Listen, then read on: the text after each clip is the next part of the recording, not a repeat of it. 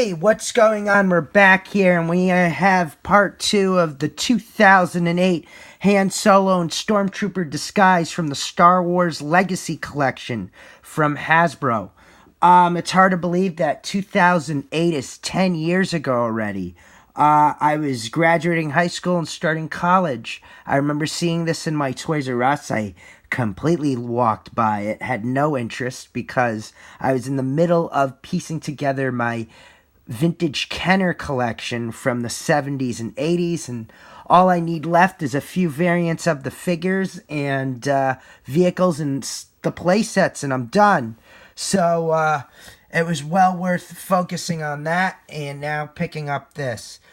This is a really cool figure here, and as you all know, my previous videos, I'm not interested in a lot of the Star Wars films that are coming out in between this trilogy that's going to wrap up from Disney. So I went back and let me pick up some of the characters that I normally wouldn't get just to fill in for those movies. And I'm doing that with this Han Solo. He is a very important character, and this is a very important outfit for the plot of a certain Star Wars film. So I love it. They did release this for the first time in 1995. It was in a Kellogg's cereal exclusive, but it didn't come with the rifle, and it came with the helmet, but I guess Kellogg was being very kid-friendly at the time. Now, here we are in 2008, in the middle of the vintage start of the vintage collection. This is like a precursor of it, and just really cool detail here. I love the blaster here.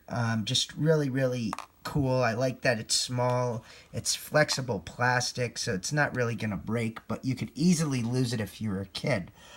It comes with some awesome essentials. It comes with a screen-accurate Stormtrooper helmet.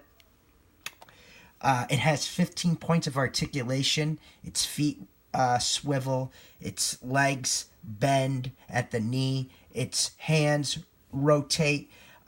Its forearms rotate. Its arms go 360, and they also go 90 degrees side to side. And the head turns and pops off. That was kind of a way of Hasbro at the time of not doing the typical head in the torso with the little plug at the end of it, because, that would easily break off. So they were doing this kind of ball joint head. I'm not going to pop mine off, but you could look online of what these figures looked like taken apart. Oh, and its torso rotates as well, so that's 16 points of articulation. So a lot of articulation going on here. This was, I think, very geared towards collectors, and even now it is popular by collectors. And little, I think this is where they keep the grappling hook, supposed to be, in this little backpack, and it's got a little sash to keep the Stormtrooper blaster. But overall, just a really cool figure, very detailed. I really like it. It is quite expensive for a modern figure. This is about $30. And I think even loose they go for like 25. So I paid 30 for him. Definitely well worth it. They did release a Luke in this line as well, but I've got the vintage 1985 Luke Stormtrooper in disguise Luke. So in part 3 of this video of Han, I'm going to do a side-by-side comparison and show you the differences of how the Stormtrooper disguise has evolved over the years. And I just think this is the perfect figure to do it to, because it fits with the storyline from a certain Star Wars film. But that's all I really got to say here. Just pick this up. It's great. And all I'll have to say is, on an end note, I'll see you in part 3.